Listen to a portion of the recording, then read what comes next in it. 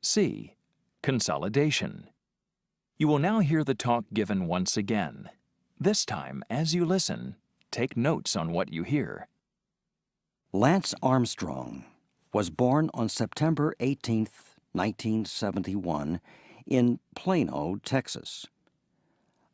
Plano is right outside of Dallas, Texas. When he was only 10 years old, Lance began to run and swim in competitions. And by the time he was 13, he was competing in triathlons, and he won the Iron Kids Triathlon.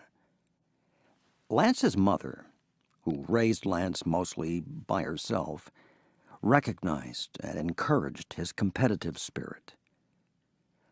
When Lance was a senior in high school, he was invited to train with the U.S. Olympic Cycling Developmental Team in Colorado. From then on, Lance focused completely on cycling. And by 1991, Lance was the U.S. National Amateur Champion. He also won 2 major national races that same year. He even beat some professional cyclists. Now, even though Lance was cycling well at this time, he still had his ups and downs. In 1992, he was expected to do very well at the Barcelona Olympics, but he finished in just 14th place. This was a big disappointment for him. Lance got over his disappointment, and he decided to turn professional. But in his first professional race, the 1992 Clásico San Sebastián, he ended up finishing dead last, 27 minutes behind the winner. Even through these very difficult times, Lance's mother continued to encourage Lance. Things went much better for Lance in the following years. In 1993, he was the youngest person ever to win the World Race Championships. In that same year, he entered the Tour de France for the first time. He won one stage of the race, but he dropped out of the race without finishing it. Then, in 1995, he even won the Clásico San Sebastián, the race he had finished last in 1992. In both 1995 and 1996, Lance won the most important U.S. tournament, the Tour du Pont. By 1996, Lance was ranked 7th among cyclists in the world, and he signed a 2-year contract with a French racing team. At that time, he was still only a few months away from his 25th birthday, and things were looking very good for Lance Armstrong.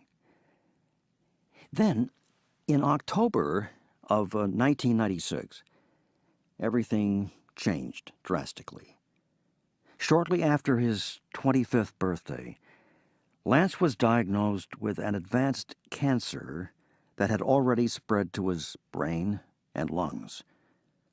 Almost immediately, he underwent 2 cancer surgeries. After these surgeries, he was given a less than 50-50 chance of survival as he began an aggressive 3-month course of chemotherapy.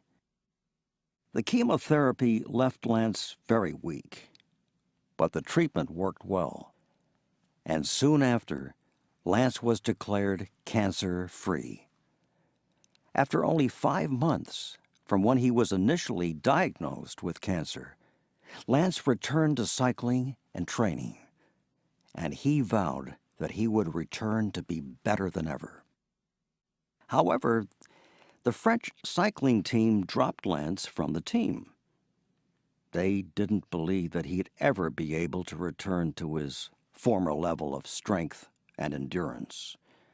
Fortunately, the U.S. Postal Service team became his new sponsor. With the support of the U.S. Postal Service team, Lance returned to racing in 1998.